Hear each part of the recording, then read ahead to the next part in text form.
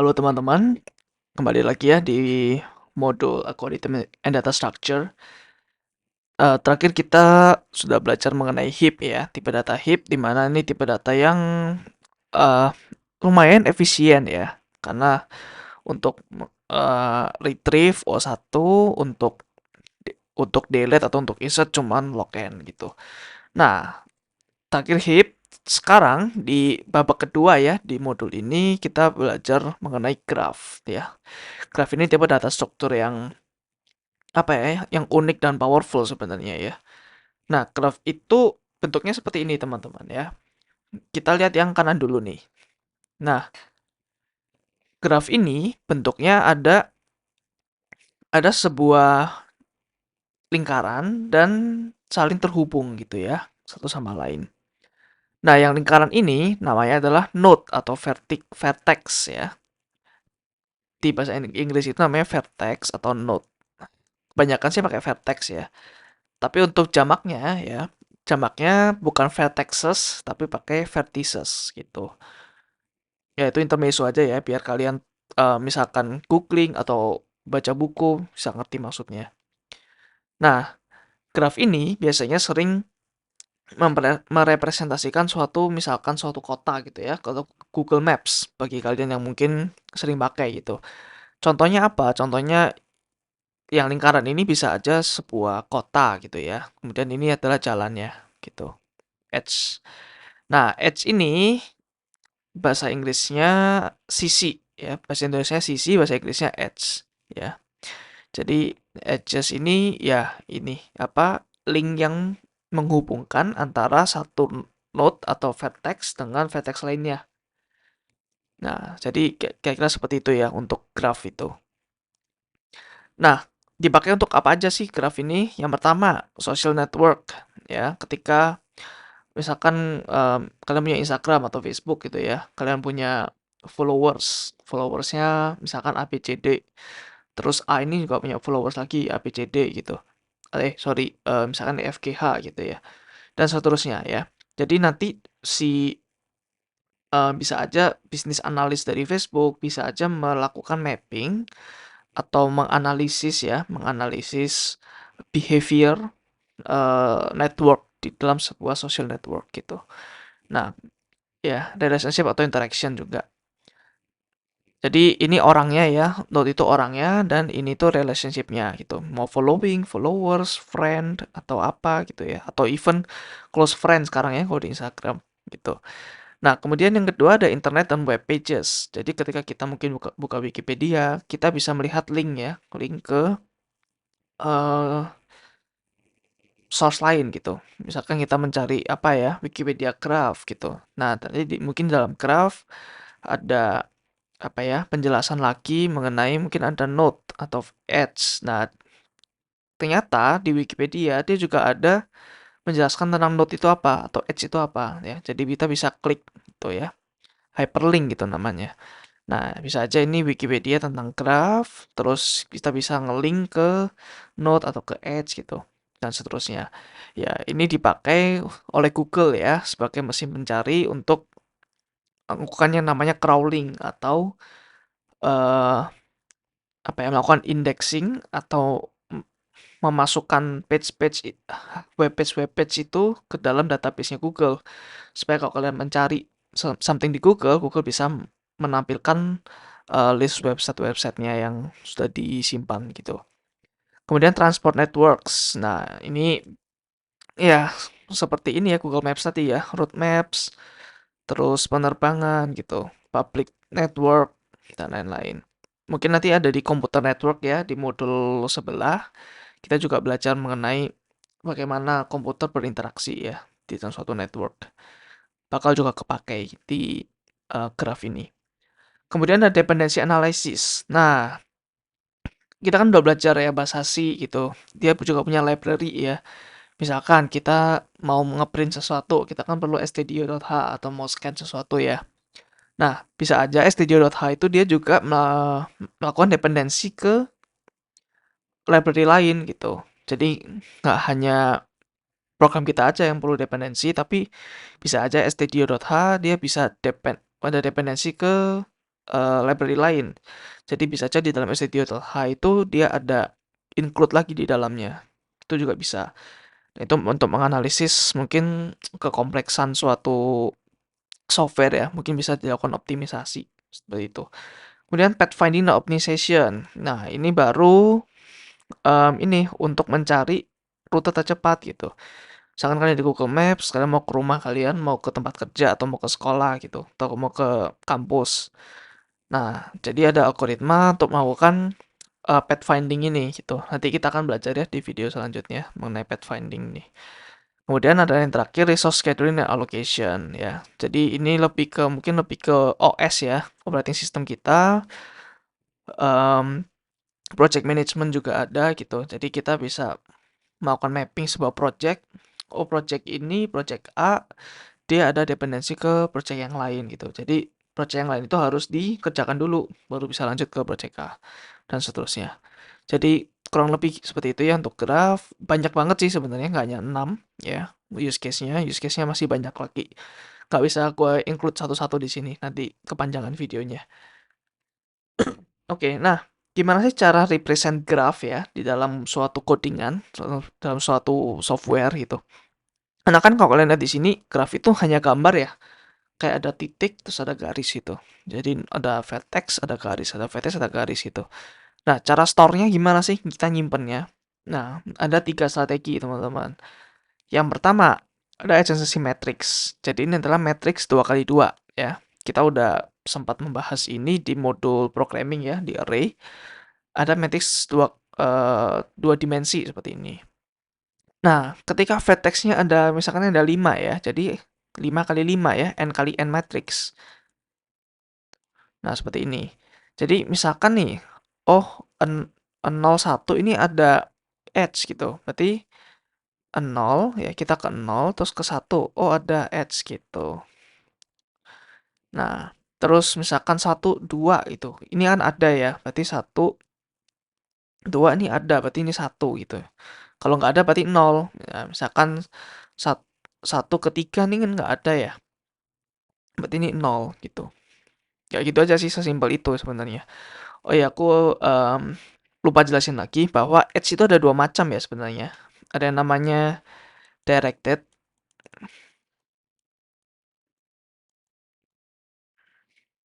Ada yang namanya undirected. Ya, jadi undirected itu lebih tepatnya itu kayak edge yang kasih info aja kalau ini sama ini connected gitu. Ya, kalau undirected tuh seperti itu. Tapi kalau directed dia ada arahnya gitu ya. Jadi kalau seperti ini kan undirected nih, kita nggak tahu arahnya. Ini 5 ke 3 atau 3 ke 5 gitu. Tapi kalau ini ada arahnya gitu ya. Ini berarti directed ya. Dan kebanyakan graph itu sebenarnya directed ya. Gue masih belum menemukan mungkin use case yang banyak ya mengenai graph yang undirected. Jadi kebanyakan ada arahnya gitu. Nah, contohnya misalnya 1 ke 0 nih nggak ada. Berarti 1 ke 0 ya. Ini kan 1 terus cari 0 ya dia kosong gitu.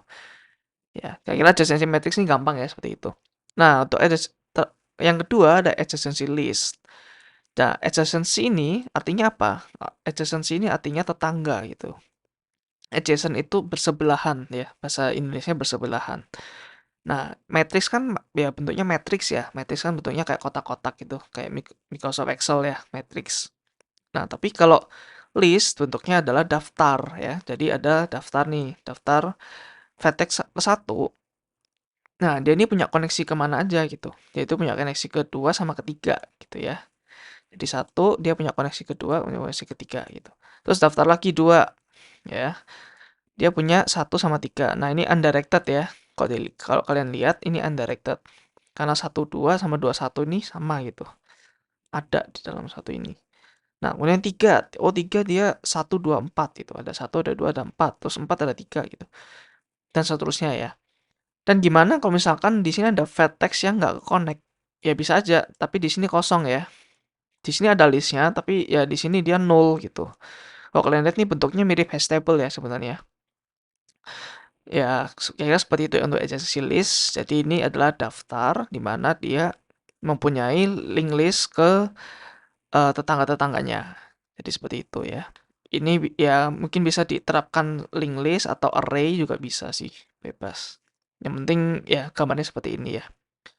Kemudian yang terakhir ada edge list, di mana ini adalah list tapi untuk edge-nya aja gitu, koneksi-koneksinya aja. Jadi dia nggak memberikan informasi tentang vertex sama sekali ya. Jadi misalkan ada vertex yang nggak connect di sini, misalkan G gitu ya dia nggak, ya program kita nggak tahu kalau ada ini gitu. Tapi kalau di SSC list sama matrix dia bisa tahu ya. Kalau di edge list ya kita nggak bisa tahu ya. Mungkin kita bisa tahunya dengan ada di ini vertex list, ada list lain ya. Mungkin ada edge list tambah vertex list baru bisa kita tahu oh ada vertex lain yang terisolasi gitu ya, vertex list. Nah, bentuk edge list ini lebih sederhana lagi ya daripada SSC list, dia cuman ada list aja gitu. Ada daftar, oh 0 mana tadi ya? Oh ini, misalkan ini kan ada sampai A sampai F ya, nama vertexnya ya. A sampai F. Nah, mungkin A0, B1, ya ini di mapping aja ya, mungkin di hash table kayak gini. Nah, kemudian edge list. Oh, dia A sama B connect nih.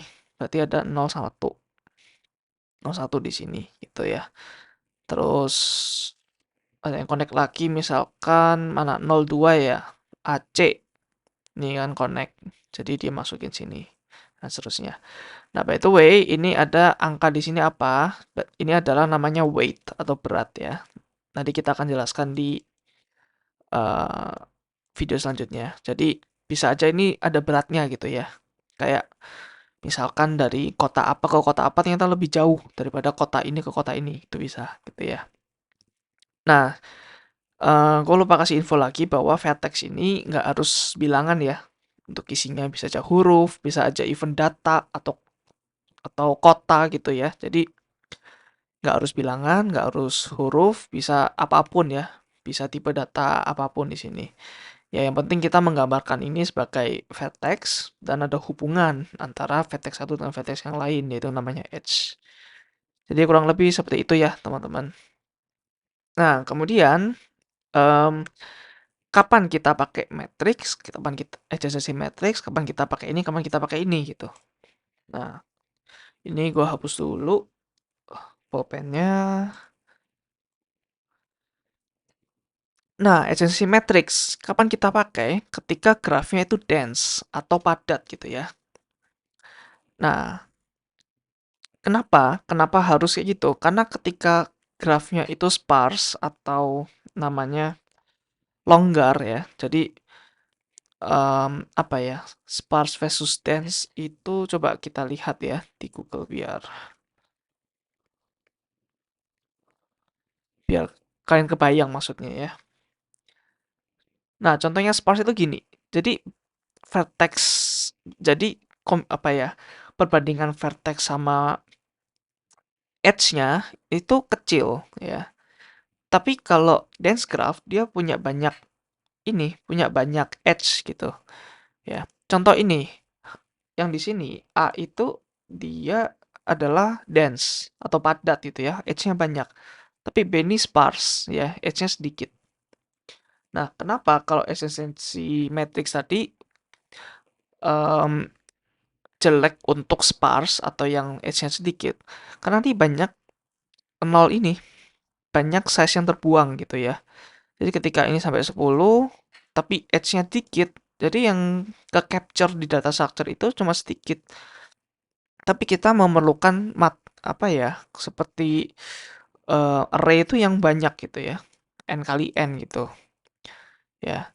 Jadi kira-kira kebayang ya kenapa kalau sparse itu kalau bisa jangan pakai adjacency matrix karena banyak wasted space ya, banyak nolnya yang bakal di situ. Kecuali ya kalau apa ya, kalau dense seperti tadi. Nah, kemudian kapan kita pakai matrix? Ketika kita mau mencari edge existence. Misalkan, oh kota A sama kota B itu ada hubungannya nggak ya gitu. Nah, itu lebih bagus adjacency matrix. Kenapa? Karena cuma O1 untuk time complexity-nya. Misalkan 1 sama 2 kehubung nggak ya? Ya kalian tinggal ya ini aja. Misalkan matrix 1, 2 sama dengan 1 ya, tanda tanya gitu. Jadi apakah ini sama dengan 1? Kalau iya, ya udah connected gitu. Kalau 0 nggak connected. Jadi sesimpel itu ya. Beda halnya dengan SSC list. Nah, kalau list misalkan 1 sama kita lihat ya 1 sama 4, kira-kira kehubung nggak ya? Kita ke 1 dulu ya. Terus kita traverse nih. Kita lihat, oh 2 enggak, 3 enggak. Oh udah habis nih, berarti enggak ke-connected sama 4 gitu. Ya, secara complexity ini bukan O1, tapi um, edge, di mana edge itu adalah edge yang di edge adalah tetangga dari yang dicari gitu ya. Tetangga dari yang dicari gitu ya. Seterusnya. Ya seperti itu. Nah, untuk edge list ini ya lebih ini lagi ya, lebih repot lagi karena kita harus cari setiap ini ya, setiap edge ya. Jadi kalau kita mau mencari connectivity, apakah A connected dengan E? Ya, complexity-nya adalah OE, dengan E adalah jumlah edge. Seperti itu. Oke, kemudian ya simple graph algorithm dipakai matrix. Kemudian untuk yang SSC list. Nah, untuk sparse graph ini ideal. Kenapa? Karena ya itu tadi, karena eh, nggak banyak space yang wasted gitu ya. Karena ini nggak ada n kali n matrix gitu. Jadi untuk sparse ya cocok untuk SSC list sama S list cocok untuk em, apa ya, graph yang sparse ya atau yang nggak padat atau yang longgar ya. Kemudian, nah gunanya SSC list kadang ada beberapa algoritma di graph ya yang dia itu mau mencari jumlah neighbornya, bukan jumlah ya, mencari tetangganya apa aja gitu. Misalkan nih di 3 kita mau mencari tetangganya apa aja. Oh berarti ada 1, 2, 4 gitu ya. Nah ini bisa lebih cepat nih daripada sesi matrix. Kenapa? Karena kalau 3 tetangganya misalkan di sini cuma 4 ya. Tapi dia ngeran sebanyak berapa kali nih? 1, 2, 3, 4, 5. 5 kali. Padahal cuma ada 1. Nah ini bisa lebih, sesi list bisa lebih cepat gitu. Nah kalau edge list, ya ini susah juga ya. Ini OE juga nih. Karena kita nggak, apa ya, kita nggak bisa langsung nembak 3 berapa gitu, nggak bisa. Harus satu-satu. Ya, ini kenapa bisa? Karena ini array ya sebenarnya. Ini adalah array nih. Yang ini adalah array.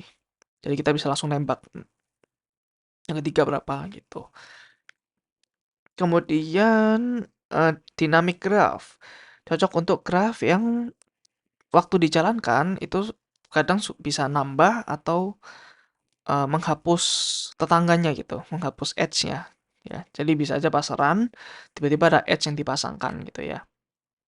Cocok sih untuk ini. Karena misalkan nih 4 sama 2 nih dibuka nih jalur baru. Nah, berarti tinggal ini tambahin aja di sini 4, di sini tambahin aja 2. Kayak seperti itu ya. Nah, untuk edge list ya tadi ya cocok untuk sparse graph, terus untuk iterating over neighbor sebenarnya enggak ya sebenarnya. Ya ini generated sama AI ya. Jadi sorry ini harusnya enggak ya. Lebih cocok untuk ini.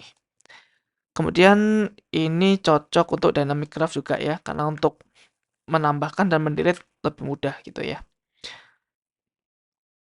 Nah, kemudian edge list ini kelihatannya kurang powerful ya, karena kalau dilihat-lihat ya operation-operationnya selalu OA gitu ya, which is itu adalah suatu um, complexity yang cukup gede gitu. Nah, tapi edge list ini mungkin ada berguna di beberapa algoritma ya, yang mengandalkan edge aja gitu, tanpa menghiraukan vertex ya. Ada seperti itu, nanti kita belajar ya. Dan edge list ini kalau kalian lihat ini lebih simple ya, secara implementasi daripada SSC list. Ya, kadang suatu apa ya, suatu pemilihan data structure itu nggak hanya yang paling powerful aja, tapi mungkin bisa lebih dipilih yang lebih manusiawi ya. Karena in the end yang bakal nge-code atau memaintain code kita adalah manusia ya, bukan komputer. Jadi ya itu adalah trade off yang lumayan cukup diperhatikan ya, masalah simplicity gitu. Oke, Kemudian ini adalah kodenya ya. Kalau HCC matrix itu kayak seperti ini ya, seperti matriks ya. Matriks 2 kali 2, sorry, matriks 2 dimensi ya. Untuk add edge, untuk menambahkan ya tinggal sama dengan satu aja gitu. Ya, kalau SSC list, kalau kalian lihat ini mirip seperti hash table ya. Jadi ada node, ada datanya ya, vertex, terus ada next-nya. Ini seperti linked list ya. Jadi node itu adalah ini, kotak ini adalah node-nya. Nah, terus struct graph-nya itu adalah keseluruhannya ya, yang vertikal tadi.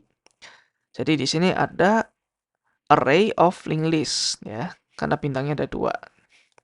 Terus ini adalah jumlah total vertex-nya berapa gitu.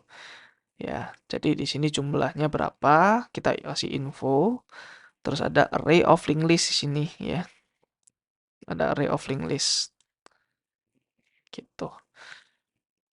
Kemudian edge list. Nah, edge list ini ya simple ya dibanding HCC list. Kalau kalian lihat di sini, dia cuma ada satu data structure aja ya sebenarnya. Edge list ini adalah array-nya. Edge ke 0, kita create edge gitu. Create edge, create edge, create edge. Dan struct-nya kalau kalian lihat di sini ada start sama end-nya ya. Jadi ini dua vertex yang dihubungkan, terus weight itu opsional ya ketika ada weight di dalam graph-nya. Nah, ini adalah space complexity ya. Jadi sebenarnya graph representation ini di video ini kita nggak menjelaskan tentang running time-nya, tapi kita lebih membahas ke strukturnya gimana disimpan itu. Ya, kita nggak berbicara gimana graph ini dipakai untuk memecahkan suatu problem. Kita masih belum ya, itu di video selanjutnya. Jadi di sini kita hanya belajar gimana graph itu di store di dalam software, dalam code kita. Nah, untuk HCC matrix, space complexity-nya adalah V kuadrat, di mana V ini adalah jumlah vertex ya. Kok ya kebayang lah ya, ini jelas sih ya. Jadi very intuitive. Jadi kita bisa lihat ini adalah V kuadrat. Ini adalah V, ini jumlahnya V ya, atas bawah. Nah, HCC list kenapa V plus E? Karena yang tadi ya. Karena tadi yang vertikal ini jumlahnya ada berapa? Ada V gitu ya. Nah, dan di sini ada setiap edge ya. Nah, kenapa plus E? Karena di sini semua adalah edge-nya gitu. Dan di sini adalah vertex-nya. Jadi bersebelahan ya vertex sama edge itu. Jadi ada plus di sini. Bukan dikalikan ya. Karena kalau kalian lihat edge di sini adalah semua edge yang ada di dalam graph ya. Bukan edge di setiap vertex, tapi ini adalah edge di satu graph itu. Gitu. Kalau edge list ya jelas ya OE gitu. Nah, manakah yang paling efisien? Kalau kalian lihat berarti misalkan nih vertex itu misalkan n ya adalah, dan misalkan e itu misalkan mendekati n juga lah ya jumlah edge-nya. Nah, kalau lihat di sini ini n kuadrat, kalau yang di sini ini on, dan di sini on gitu. Jadi kok dilihat paling efisien sebenarnya ini ya edge list ya. Ini kan O2N nih di sini 2N. Nah, di sini ON doang nih. Di sini N kuadrat. Ya, secara space yang paling oke sebenarnya ya edge list gitu ya. Jadi ada kegunaan ya untuk edge list. Nggak apa ya, nggak seperti yang mungkin kita kira ya di awal-awal kita membandingkan gitu. Nah, jadi itu aja untuk sorry masih ada lagi ya ternyata. Nah, gimana cara kita untuk mengunjungi sebuah graph ya. Jadi ini mirip seperti tree ya sebenarnya, graph. Jadi tree itu adalah sama sebenarnya sebuah graph juga, tapi dia itu spesial gitu ya. Karena ya bentuknya seperti ini. Tapi kalau graph itu bentuknya bisa macam-macam gitu ya. Bisa seperti ini gitu. Dia nggak peduli. Mana ada tree yang kayak gini, ini nggak ada ya. Tree yang bentuknya segitiga gini nggak ada gitu. Ya, jadi ya ini mungkin gambarnya nggak misleading ya, tapi ini ya anggap aja sebagai graph ya, meskipun ini gambarnya tree. Nah, ada dua macam atau dua approach ya untuk melakukan graph traversal. Yang pertama ada namanya BFS atau breadth first search. Sorry, breadth first search, dan ada DFS atau depth first search. Nah, first search ini kan pencarian pertama ya. Breadth ini adalah lebar gitu. Jadi breadth itu kayak melebar gitu ya. Jadi dari sini dia melebar ke sini, terus dia melebar lagi ke sini gitu. Jadi pertama dia ngunjungin 0 dulu, terus 1, terus 2, terus 3, 4, 5, 6. Gitu ya. Jadi tetangganya 0 dulu, kemudian baru tetangganya 1, terus tetangganya 2 gitu ya. Kalau kalian lihat di sini, mungkin dia misalkan D nih. D dulu yang dikerjain. Berarti setelah D apa? Setelah D bisa aja A, terus bukan B, bukan C ya. Kemudian E, terus bisa aja F. Nah, kemudian baru nih B sama C gitu. Karena itu adalah breadth first search ya, BFS. Jadi melebar gitu ya, meluas. Misalkan nih 2, ya udah 0 dulu. Sorry, ini kan karena directed ya, berarti nolnya nanti, berarti 2, dia ketiga dulu, terus dia keempat gitu ya. Nah, ini nggak bisa dikunjungin ya 0 sama satunya gitu.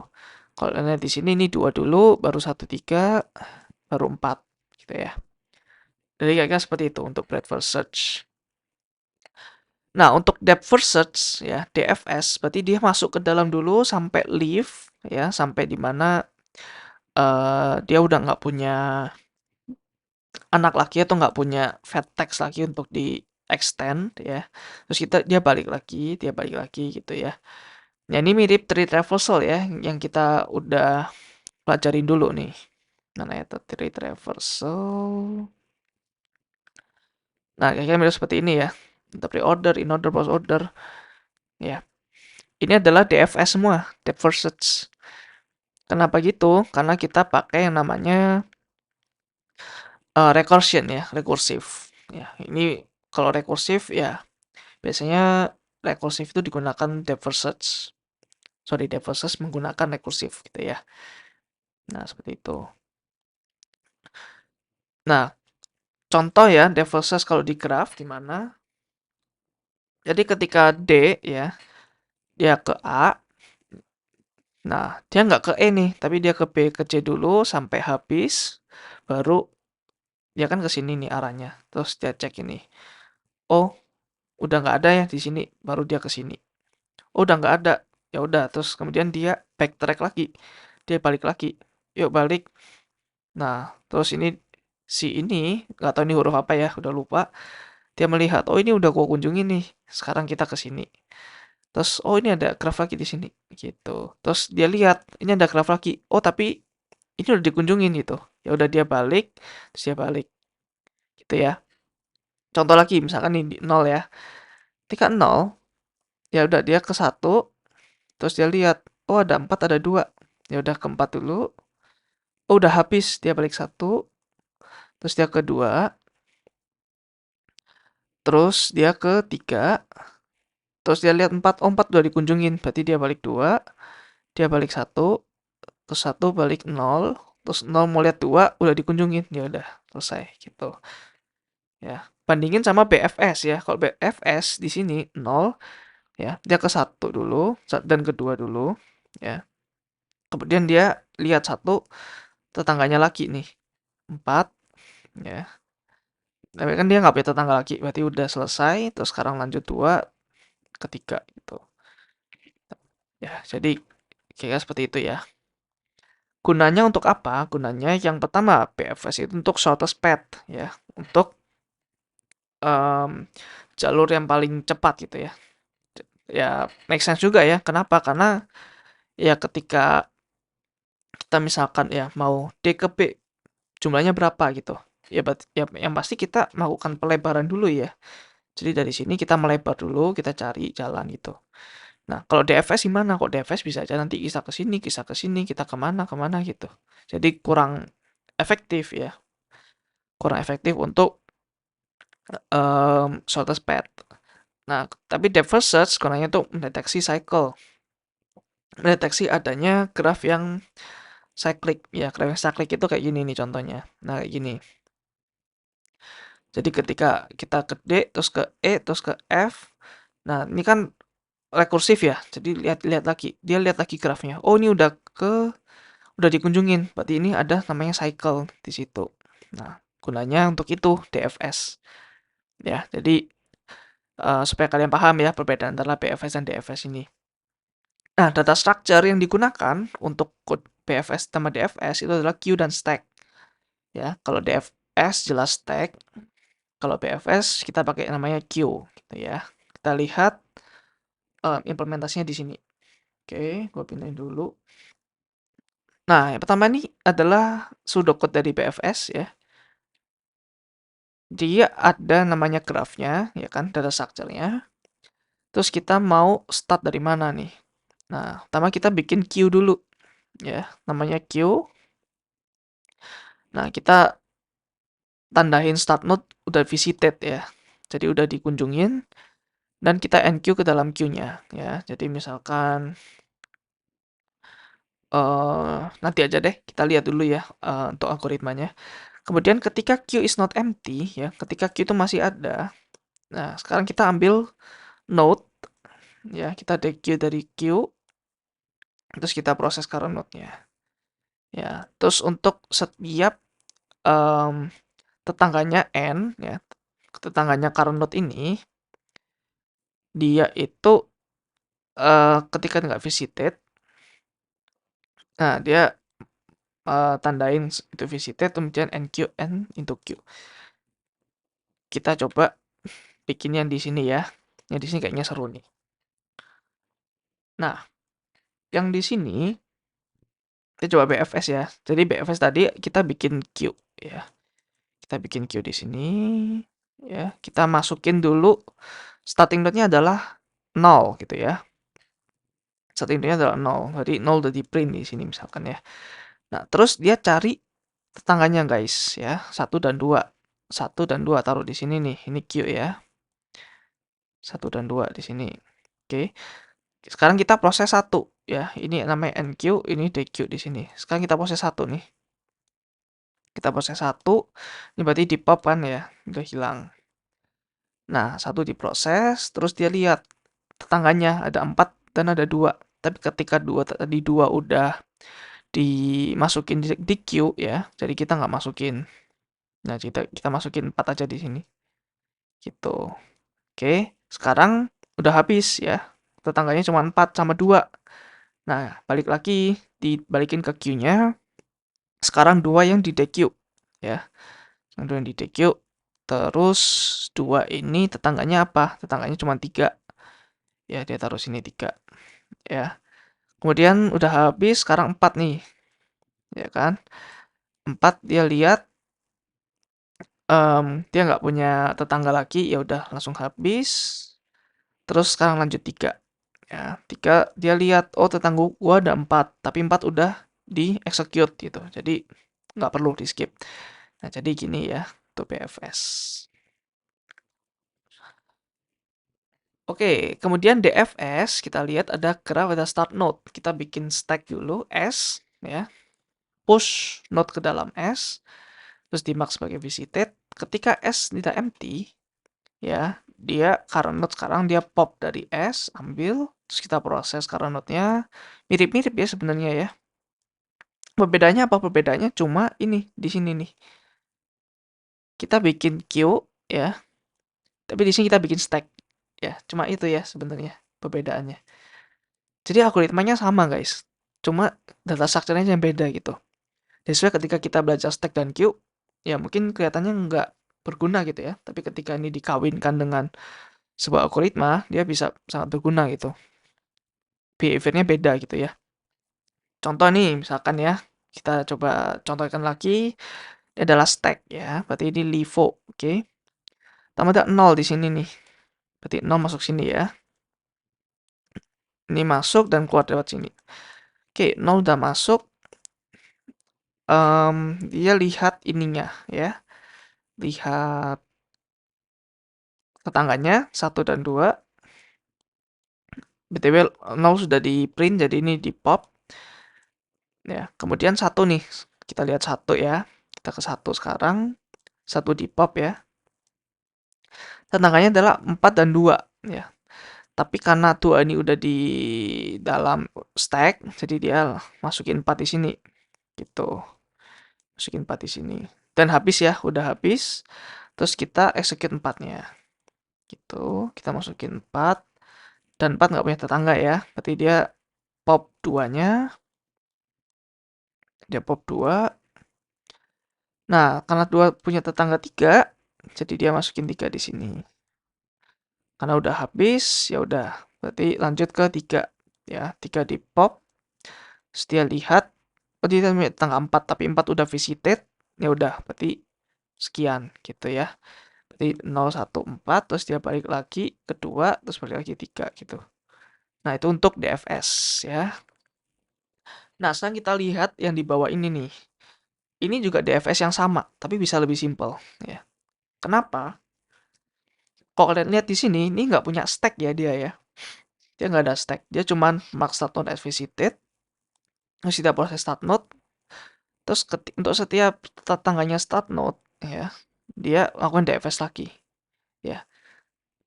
Kenapa ini bisa? Karena kan DFS dia kan memerlukan ini ya di dalam execution plan ya.